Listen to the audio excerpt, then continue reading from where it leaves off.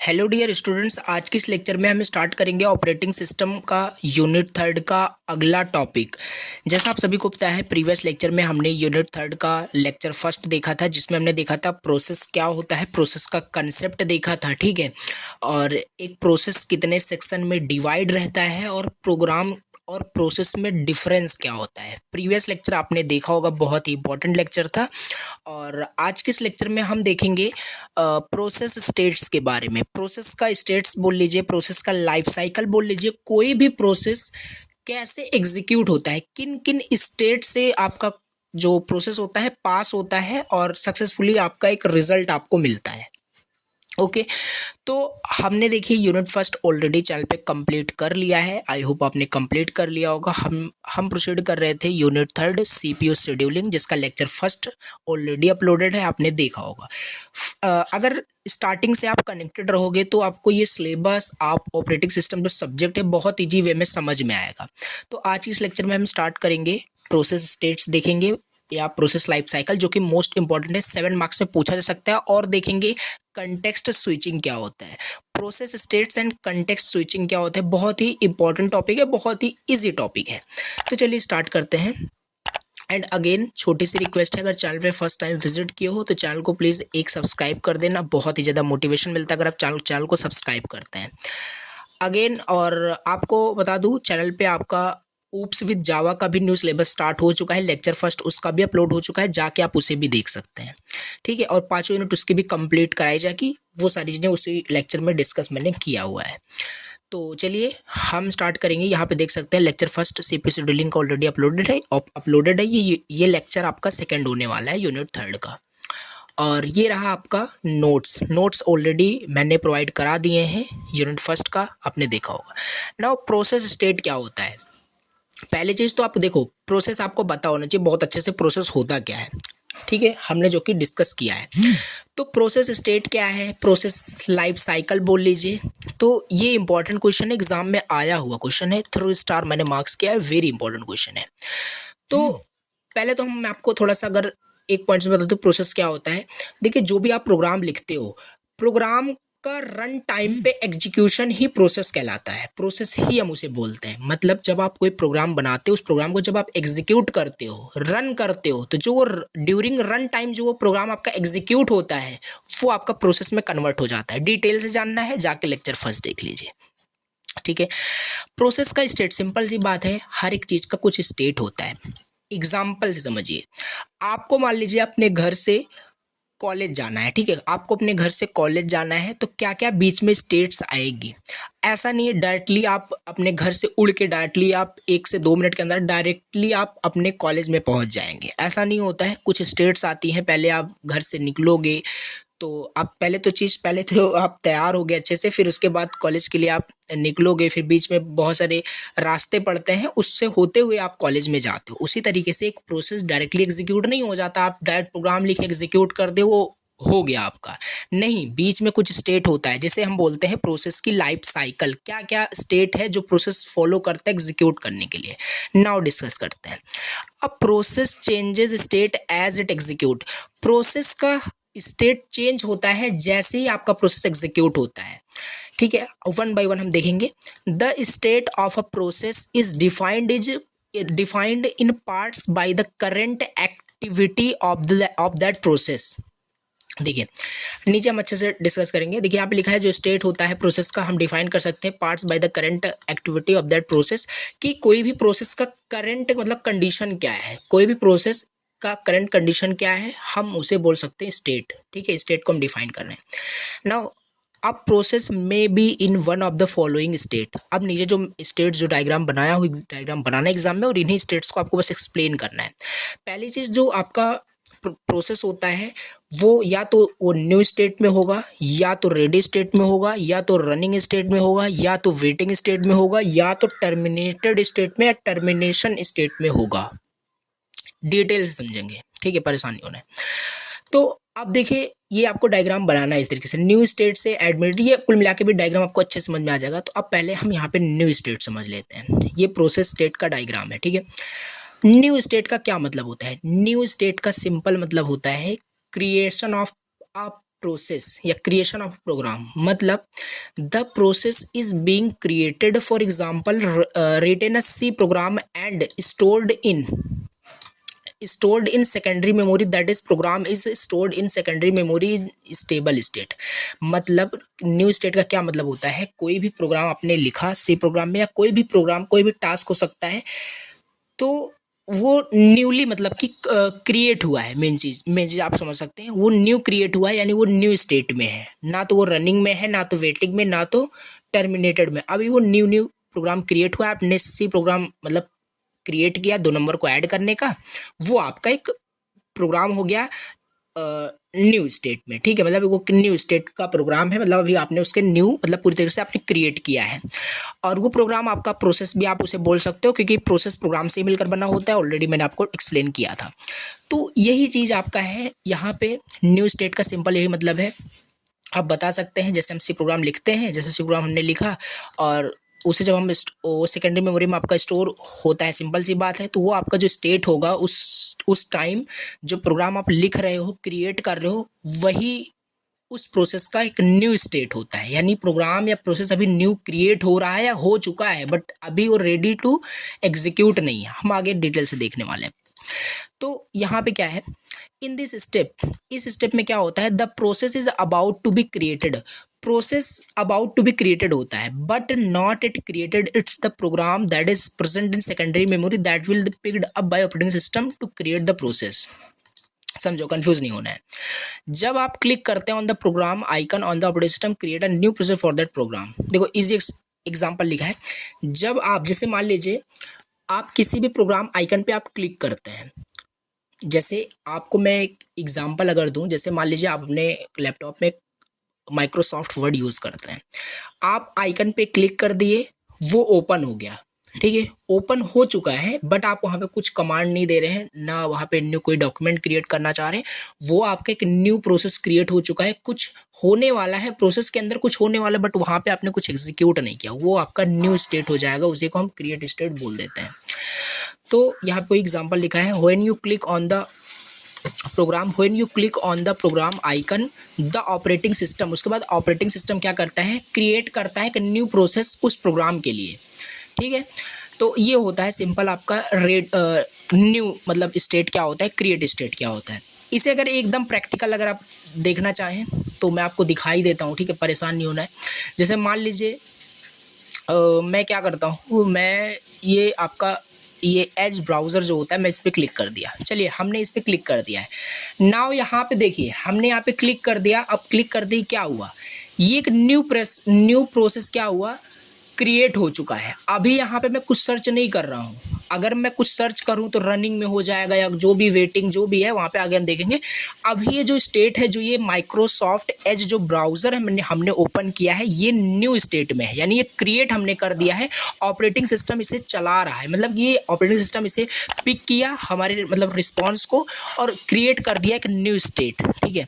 यहाँ पे वही लिखा है, मैं एक्सप्लेन करने की कोशिश कर रहा हूँ कि जब आप क्लिक करते हैं किसी प्रोग्राम के आइकन पे, एक सेकंड, जब किसी प्रोग्राम आइकन पे क्लिक करते हैं तो ऑपरेटिंग सिस्टम क्या करता है, क्रिएट करता है एक न्यू प्रोसेस उस प्रोग्राम के लिए। यहाँ पे वही लिखा है, the process is being created. For example C program में आपने कोई प्रोग्रामिंग किया और स्टोर किया उसे सेकेंडरी मेमोरी में, so secondary memory stable state में रहता है। तो ये हो गया, इस स्टेप में क्या होता है, process is about to be created, process is about to be created but not at created, it's the program that is present in secondary mode that will be picked up by the operating system to create the process। देखो confuse नहीं होना है, आगे भी अच्छे समझ में आएगा, रिलेट करना। देखिए दूसरा स्टेट होता है आपका रेडी स्टेट। रेडी स्टेट क्या है, रेडी स्टेट क्या होता है, आपने प्रोसेस को क्रिएट कर दिया, ठीक है, प्रोग्राम को आपने क्रिएट कर दिया। नाउ दूसरा स्टेट होता है रेडी, मतलब कि the process is prepared to execute but is waiting for the CPU to start running.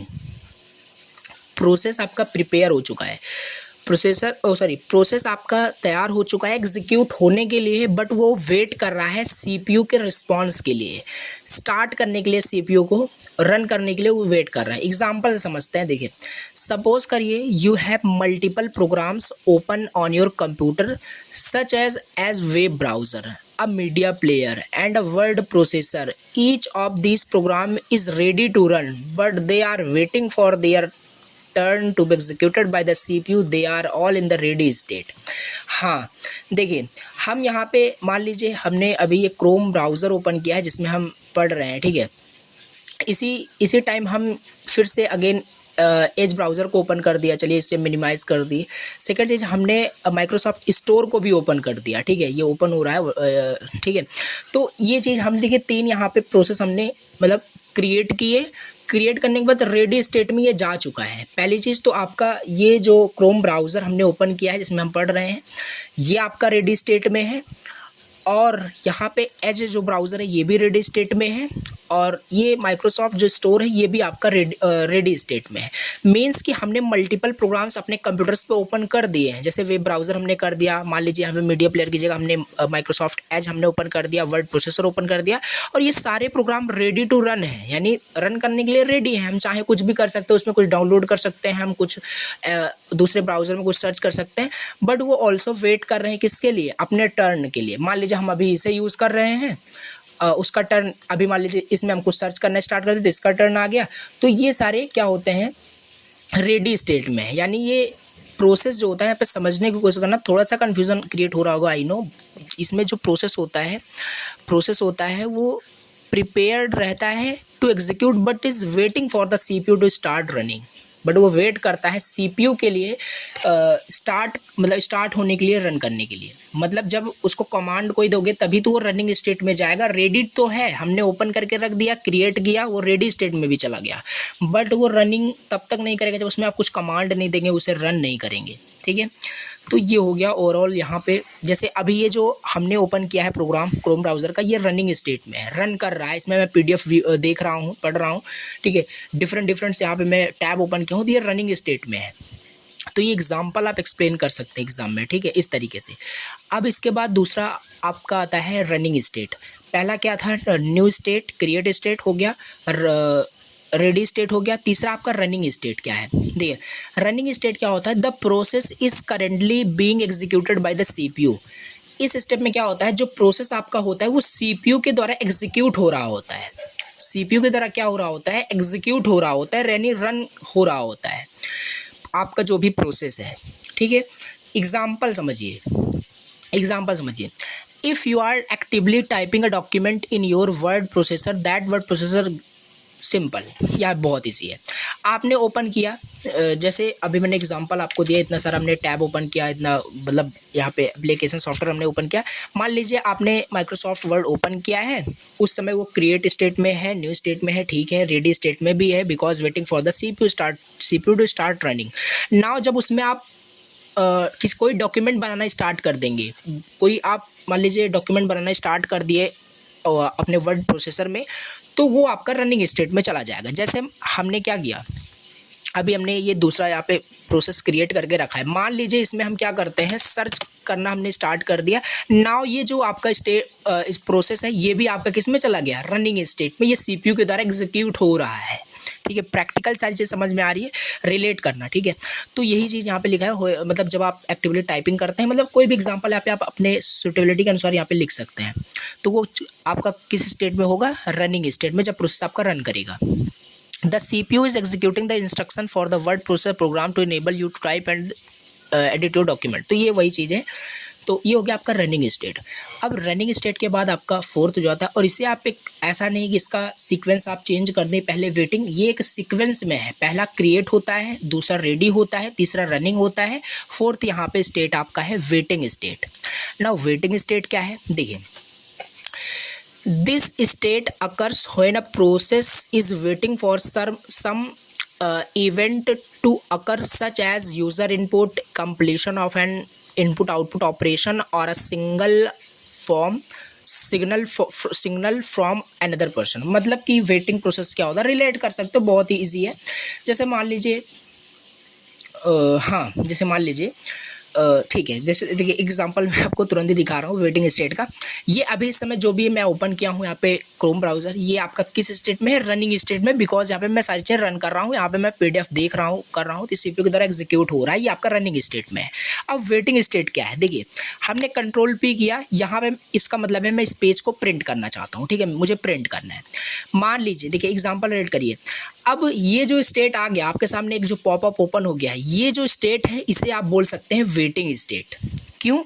आपका ये स्टेट तब तक वेट करता रहेगा जब तक आप प्रिंट पे क्लिक नहीं कर देंगे। वेटिंग स्टेट तो है यहाँ पे, क्योंकि ये आपके रिस्पांस के वेट कर रहा है, आपके इनपुट के लिए वेट कर रहा है। आप इनपुट दोगे प्रिंट पे, तभी ये आपको आउटपुट में प्रिंटर के थ्रू आपको आउटपुट दे पाएगा, ठीक है। तो ये हो गया आपका वेटिंग स्टेट, यही है।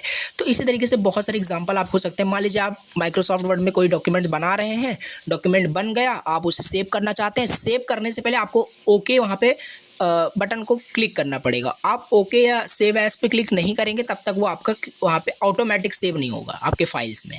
तो वो होता है इनपुट के लिए, वो वेट करता है, जो भी प्रोसेस आप एग्जीक्यूट कर रहे हैं इनपुट के लिए वेट कर रहा है, such as user input, completion of an input output operation.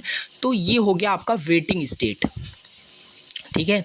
तो यही होता है आपका वेटिंग स्टेट, कोई प्रोसेस कैसे वेट करता है किसी इनपुट के लिए। ये तो लाइव मैंने आपको बता दिया, समझ में आ गया। अब एग्जांपल भी यहाँ पे लिखा है, let's say you have clicked on save in your word processor. बहुत इजी वर्ड में लिखा है, बहुत अच्छे समझ में आ जाएगा, आप इसे पढ़ेंगे। अपने डॉक्यूमेंट्स को सेव करना है, चलिए ठीक है। डिस्क पे यहाँ पे वर्ड प्रोसेसर प्रोसेस एंटायर, यहाँ पे वही सेम चीज़ लिखी है। जब आप वहाँ पे सेविंग द फाइल पे क्लिक करेंगे तब वो आपका कंप्लीट सेव हो पाएगा। During this time the CPU can work on another process. और ऐसा नहीं है जैसे कि यहाँ पे मान लीजिए ये चीज़ हमने यहाँ पे कर दिया और ये आपका वेटिंग में है तो आपका सीपीयू आइडल कंडीशन में चला जाएगा, नहीं। आपका सीपीयू, अब कंटेक्स्ट स्विचिंग का कंसेप्ट भी यहीं पे आप धीरे धीरे समझ में आएगा, आगे बाकी हम समझने वाले हैं। यहाँ पे हमने क्या किया, हम यहाँ पे इसे इनपुट दे ही नहीं रहे हैं। इसका मतलब ये नहीं कि आपका सीपीयू बैठा रहेगा आपके लिए वेट करेगा कि आप इनपुट दोगे तभी मैं इसको प्रिंट करूँगा, क्योंकि आपने बहुत सारे यहाँ पे क्या किया, प्रोसेस क्रिएट करके रखा है। जैसे कि यहाँ पे मैंने दूसरा ब्राउजर ओपन किया, यहाँ पे मैं कुछ सर्च कर रहा हूँ, ये प्रोसेस एग्जीक्यूट करने लग जाएगा, ठीक है। मल्टी प्रोसेसर अगर आपके अंदर है तो वो मल्टी टास्किंग आपके अंदर, आपके कंप्यूटर के अंदर स्टार्ट हो जाएगी, सब एक साथ ही एग्जीक्यूट हो रहा होगा। तो ये डिपेंड करता है आपके प्रोसेसर स्पीड पे, जो भी वहाँ पे होता है हमने ऑलरेडी देखा था, ठीक है। तो ये चीज़ है, ये ऐसा नहीं किसी पे आपका वेट करती है। वेटिंग स्टेट तो है बट सीपीयू वेट नहीं करेगा, वो एग्जीक्यूट करेगा दूसरे प्रोसेस को। यहाँ पे वही लिखा है, जो लिखा है मैं वही वेरीफाई करने की कोशिश कर रहा हूँ। During this time CPU can work on other processes, दूसरे प्रोसेस पे वो काम करना स्टार्ट कर देता है। तो पहला क्या था, न्यू स्टेट, दूसरा क्या था, रेडी स्टेट, तीसरा क्या था, रनिंग स्टेट, चौथा क्या है, waiting state. Now fifth and last जो आपका स्टेट होता है, टर्मिनेटेड स्टेट। टर्मिनेटेड स्टेट मतलब कि आपका जो भी प्रोसेस था वो टर्मिनेट होने वाला है, यानी वो फिनिश होने वाला है, आप एग्जिट होने वाले उस प्रोसेस से। मतलब यहाँ पे लिखा भी है this is the final state, ये फाइनल स्टेट होता है किसी भी प्रोसेस का। This is the final state of the process. When the process has finished it's execution it may have completed it task और हैव बीन टर्मिनेटेड फोर्सिबली। देखिए कोई भी मतलब टर्मिनेशन कब होता है, किसी भी प्रोसेस का टर्मिनेशन दो केस में हो सकता है, या तो वो टास्क आपका कंप्लीट हो चुका हो, एग्जीक्यूट सक्सेसफुली हो चुका हो, यानी वो आपका हो चुका है। जैसे आपने मान लीजिए माइक्रोसॉफ्ट में क्या किया, माइक्रोसॉफ्ट ने अपने वर्ड को मतलब कोई डॉक्यूमेंट बना लिया, उसे आप सेव कर रहे हो, यानी वो टास्क को आप टर्मिनेट करना चाहते हो, आपका टास्क पूरा हो चुका है। बट दूसरा केस ये भी हो सकता है, आप उसे फोर्सली क्या करना चाह रहे हो, टर्मिनेट करना चाह रहे हो। टास्क एग्जीक्यूट हो रहा है, प्रोसेस आपका एग्जीक्यूट हो रहा है और आप डायरेक्टली यहाँ पे, जैसे अभी मान लीजिए ये चीज़ आपका, अभी मान लीजिए मेरे हिसाब से ये पूरा टास्क कंप्लीट नहीं हुआ, मुझे अभी आगे आपको और भी सारी चीज़ें समझानी है। मुझे इस टास्क को, ये जो प्रोसेस क्रोम ब्राउज़र का जो प्रोसेस एग्जीक्यूट हो रहा है मेरे कंप्यूटर लैपटॉप में, मैं चाहूँ यहाँ पे इस पर क्लिक करके डायरेक्टली मैं इसे क्या कर सकता हूँ, डायरेक्टली टर्मिनेट कर सकता हूँ। तो ये जो प्रोसेस है डायरेक्टली टर्मिनेट हो जाएगा, समझ में आया, यही है आपका टर्मिनेटेड स्टेट। तो आप इसे पढ़ेंगे अच्छे समझ में आएगा, बाकी डिटेल से मैंने बताया। एग्जाम्पल लिख सकते हैं, once you have done writing your document, यहाँ पे माइक्रोसॉफ्ट वर्ड का ही एग्जाम्पल लिया है। And you close the word processor, the process associated with it enters the terminated state. Alternatively if the program encounters an error in manually terminated the user enter the terminated state. ये बहुत easy word में लिखा है, फिर समझेंगे समझ में आ जाएगा। बाकी यही होता है टर्मिनेटेड स्टेट। मैंने आपको बताया 5 स्टेट होते हैं। अब यहाँ पे थोड़ा मैं आपको डायग्राम भी बता दूँ, डायग्राम क्या था। अब ये डायग्राम आप देखोगे अच्छे से समझ में आ जाएगा। न्यू स्टेट था, न्यू स्टेट से आपने एडमिट कर दिया रेडी स्टेट में, फिर रेडी स्टेट से कहाँ गया, रेडी स्टेट के बाद वो आपका रनिंग स्टेट में जाता है। ये एक सीक्वेंस में है, अगेन मैं बता रहा हूँ, इसे आप चेंज नहीं कर सकते। रनिंग से फिर आपका या तो कोई इंटरप्ट जनरेट हो जाएगा, अगर कोई रनिंग के बाद मान लीजिए देखिए आपका प्रोसेस रन कर रहा था, रन करते वक्त कोई इंटरप्ट जनरेट हो जाता है, ठीक, कोई इंटरप्ट जनरेट हो जाता है किसी भी प्रोसेस में, तो वो आपका अगेन रेडी स्टेट में जाएगा, फिर से वो उसे रेडी करना पड़ेगा, फिर से रनिंग में जाएगा। और रनिंग के बाद अगर कुछ मान लीजिए बीच में इनपुट की रिक्वायरमेंट हुई तो वेटिंग में चला जाएगा, वेटिंग के बाद आपने इनपुट दे दिया, फिर से रेडी में जाएगा, फिर से रनिंग में जाएगा, फिर लास्ट में आपका एग्जिट हो जाएगा। ये थोड़ा सा समझना डायग्राम को, बाकी मैंने आपको अच्छे समझाया, सारे स्टेट्स को बता दिया है। डायग्राम आपको मस्ट बनाना है एग्जाम में। अब यहाँ पे नेक्स्ट हम थोड़ा सा टॉपिक देख लेते हैं, जो भी हमने बीच में देखा था, जो सीपीयू वेट करने का जो हमने कुछ देखा था, ठीक है।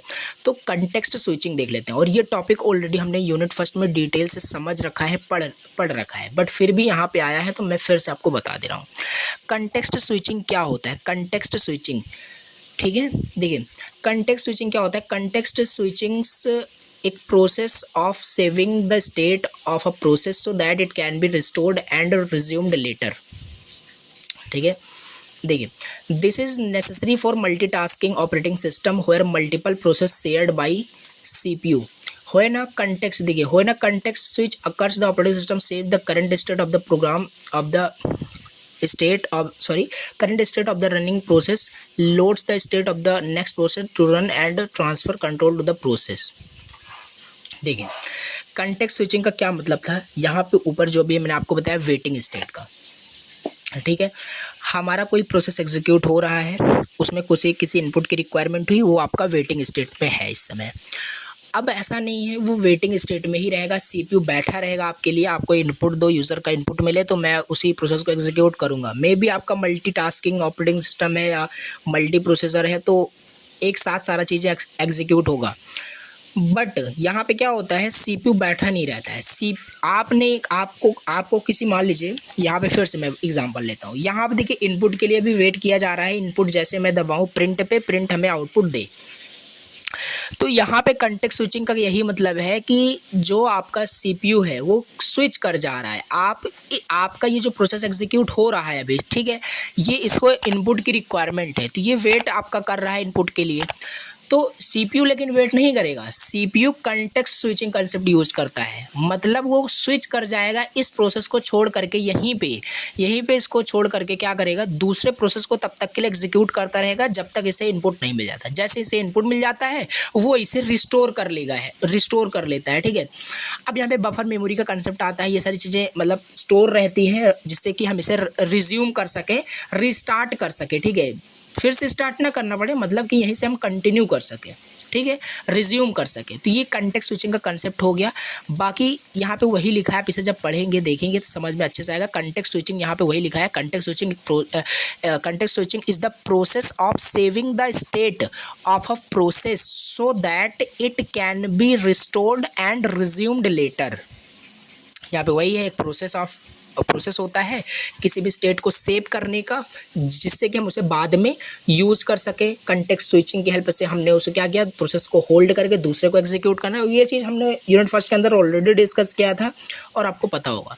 This is necessary for multitasking operating system where multiple process shared by CPU. और ये मल्टीटास्किंग में कंटेक्स्ट स्विचिंग, हाँ, जब हमने क्लासिफिकेशन में मल्टीटास्किंग पढ़ा था तब हमने कंटेक्स्ट स्विचिंग देखा था, यानी एक साथ जब मल्टीपल टास्क होते हैं तो मल्टीटास्किंग होता है।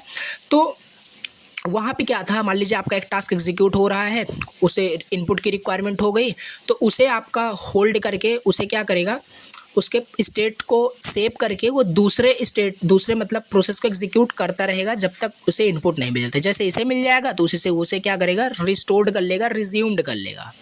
तो ये होता है मल्टीटास्किंग में कंटेक्स्ट स्विचिंग आपका यूज़ होता है। इसे भी आप पढ़ सकते हैं, when a context switch occurs the operating system save the current state. जब कंटेक्स्ट स्विच का से केवल इतना मतलब होता है कि जो आपका करंट स्टेट है उसे सेव कर लेना और दूसरे प्रोसेस को एग्जीक्यूट करना। ये सब मैंने आपको समझा दिया, बहुत अच्छे समझ में आ रहा होगा, ठीक है। तो ये चीज़ है। अब ये कंटेक्स्ट स्विचिंग हो गया। अब कंटेक्स्ट स्विचिंग में क्या क्या मतलब प्रोसेस इन्वॉल्व रहते हैं। अब ऐसा भी नहीं है, कंटेक्स्ट स्विचिंग भी अपने आप में एक टॉपिक है। तो कंटेक्स्ट स्विचिंग में क्या क्या प्रोसेस इन्वॉल्व रहते हैं, मतलब जैसे आपके प्रोसेस में अगर कोई मतलब बहुत सारे स्टेट्स रहते हैं, उसी तरीके से जो कंटेक्स्ट स्विचिंग होता है। अब ऐसे नहीं आप समझ रहे हैं कि उसे इनपुट की रिक्वायरमेंट है तो वो डायरेक्टली स्विच कर जा रहा होगा, उसके अंदर भी काफ़ी सारी चीज़ें होती है। क्या होती हैं वही हमें पढ़ना है। तो कंटेक्स्ट स्विचिंग के अंदर फॉलोइंग जो यहाँ पे स्टेट्स बोल लीजिए, प्रोसेस बोल लीजिए, ये इन्वॉल्व रहते हैं। पहला कंटेक्स्ट स्विचिंग में होता है सेविंग कंटेक्स्ट। सेविंग कंटेक्स्ट का क्या मतलब होता है, this involve saving the state of the currently running process which includes register, values, program counter and other relevant information. Saving context में जैसे नाम से पता चल रहा होगा, सेव करना मतलब किसी भी जो करंटली स्टेट चल रहा होता है, जो रनिंग स्टेट रहता है, उसके स्टेट को क्या करना, सेव करना। करंटली जो स्टेट है उसको सेव करना, उसके प्रोसेस को, जिसमें कि क्या क्या हो सकता है, आपका रजिस्टर में जो डेटा है वो हो सकता है, प्रोग्राम काउंटर में जो वैल्यूज़ हैं वो हो सकता है, अदर रिलेवेंट जो इन्फॉर्मेशन होता है उसे सेव किया जाता है। सेविंग कंटेक्स्ट, ये पहला आपका प्रोसेस इन्वॉल्व रहता है। सेकेंड यहाँ पे आपका है लोडिंग कंटेक्स्ट। सेकेंड यहाँ पे है loading context. The saved state of the next process to run is loaded into the CPU register and memory. अब सेव तो कर लिया, बट उसे सेव करने के बाद उसे रखना भी तो कहीं है, क्योंकि जो भी स्टेट उसने सेव किया उसे मेमोरी में रखेगा। तो यहाँ पे वही चीज़ है, टेम्पररी मेमोरी में, रजिस्टर में उसे क्या करेगा, लोड करेगा। तो लोडिंग कंटेक्स्ट भी आपका एक प्रोसेस है कंटेक्स्ट स्विचिंग के अंदर। कंटेक्स्ट स्विचिंग में 3 यहाँ पे प्रोसेस है। पहला सेविंग कंटेक्स्ट, सेव कर लेना सारे स्टेट्स को, रिलेवेंट इन्फॉर्मेशन को, फिर उसे लोड करना मेमोरी में, मतलब रखना उसे। तब अब कब तक आप उसे सेव करके रखेंगे, होल्ड करके रखेंगे, अब जब तक उसे इनपुट नहीं मिल जाता। तो लोडिंग कंटेक्स्ट हो गया आपका। अब तीसरा यहाँ पे है switching memory maps. Switching memory maps का क्या मतलब होता है, if the next process uses a different memory space the memory maps need to be updated. मतलब यहाँ पे क्या है, स्विचिंग मेमोरी मैप्स का मतलब है, मान लीजिए नेक्स्ट प्रोसेस यूज़ करता है डिफरेंट मेमोरी स्पेस को, तो मेमोरी मैप्स में भी नीडेड टू अपडेट। तो वहाँ पे मेमोरी मैपिंग का काम होता है। और मेमोरी कैसे मैप होता है ये आपने यहाँ पे कंप्यूटर ऑर्गेनाइजेशन आर्किटेक्चर में पढ़ा होगा। बाकी आपको यहाँ पे डिटेल से नहीं समझना है, बस आपको इतना समझ के रखना है कंटेक्स्ट स्विचिंग क्या होता है, इसमें क्या क्या प्रोसेस इन्वॉल्व रहते हैं। पहला हमने देखा सेविंग कंटेक्स्ट देख लिया, लोडिंग कंटेक्स्ट देख लिया, तीसरा हमने देखा स्विचिंग मेमोरी मैप्स। अब मेमोरी मैपिंग का भी बहुत बड़ा अपने में टॉपिक है, डिटेल से नहीं देखना है, ठीक है, बस हमें देख लेना है स्विचिंग मेमोरी मैप्स क्या होता है। स्विचिंग मेमोरी मैप्स में आपको खुद से यहाँ पे मतलब एक्सप्लेन कर देना है क्या यहाँ पे है, ठीक है। तो ये हो गया आपका मतलब क्या क्या इसमें प्रोसेस इन्वॉल्व रहते हैं। इसके बाद हम फोर्थ देख लेते हैं। फोर्थ क्या है इसमें, पहला है updating process control block, PCB. Process control block क्या होता है, देखिए ये सब अगला टॉपिक अगले लेक्चर में हम देखेंगे पीसीबी क्या होता है डिटेल से। बाकी हम तो अभी कंटेक्स्ट स्विचिंग में इसे पढ़ रहे हैं। देखिए इसमें 4 आपके प्रोसेस इन्वॉल्व हैं कंटेक्स्ट स्विचिंग के अंदर। पहला saving context, loading context and switching memory maps, and fourth updating process control block. Updating process control block, update करना प्रोसेस कंट्रोल ब्लॉक को। The PCB of the process involved in the context switch is updated to reflect the new state. देखिए हमने already देखा था, जब कोई भी programme का अगर पीसीबी बन जाता है, किसी भी प्रोग्राम का प्रोसेस कंट्रोल ब्लॉक क्रिएट हो जाता है, तो हम मान लेते हैं वो प्रोसेस में कन्वर्ट हो चुका है। तो यहाँ पे अपडेट करते रहना है प्रोसेस कंट्रोल ब्लॉक को। प्रोसेस कंट्रोल ब्लॉक को अपडेट करने का क्या मतलब है, the PCB of the process का जो पीसीबी होता है प्रोसेस कंट्रोल ब्लॉक, ये हम डिटेल से देखेंगे आगे, ठीक है। अभी बस समझ के रखना है। The PCB of the process involved in the context switch is updated to reflect their new state, जिससे कि न्यू स्टेट में जब हम वहाँ पे कन्वर्ट होते हैं, जैसे मान लीजिए हम कंटेक्स्ट स्विचिंग के हेल्प से स्टेट को चेंज कर रहे हैं, उसे होल्ड करके दूसरे प्रोसेस को एग्जीक्यूट कर रहे हैं, तो रिफ्लेक्ट होता है आपका न्यू स्टेट। मतलब कि जो भी आप उसे होल्ड करके न्यू प्रोसेस को जब आप वहाँ पे एग्जीक्यूट करते हैं, न्यू स्टेट वहाँ पे आपका रिफ्लेक्ट होता है। अभी ये थोड़ा सा कन्फ्यूज़न क्रिएट कर रहा होगा, ये हम डिटेल से नेक्स्ट लेक्चर के अंदर ही ये हमारा टॉपिक है देखने वाले हैं। प्रोसेस कंट्रोल ब्लॉक अपने में एक बड़ा टॉपिक है। तो यहाँ पे ये हो गया बेसिकली, यहाँ पे आपको याद रखना है फोर्थ यहाँ पे प्रोसेस इन्वॉल्व रहते हैं। कंटेक्स्ट स्विचिंग तो आपको समझ में आ ही गया है, ठीक है। तो पहला saving context, loading context, switching memory maps हो गया, और एक आपका अपडेटिंग प्रोसेस कंट्रोल ब्लॉक हो गया। सो ये था आज का आपका टॉपिक। एंड यहाँ पे हमने देखा प्रोसेस स्टेट क्या होता है, लाइफ साइकिल वेरी इंपॉर्टेंट है, अगेन मैं आपको बता दे रहा हूँ, ये इसको तैयार कर लेना है। इसके बाद कंटेक्स्ट स्विचिंग भी इंपॉर्टेंट है, एंड इसमें 4 आपके प्रोसेस इन्वॉल्व रहते हैं। तो ये हो गया आपका टॉपिक। अब नेक्स्ट लेक्चर के अंदर हम डिस्कस करेंगे अपना अगला टॉपिक, और थोड़ा सा मैं आपको सिलेबस भी दिखा देता हूँ, ठीक है।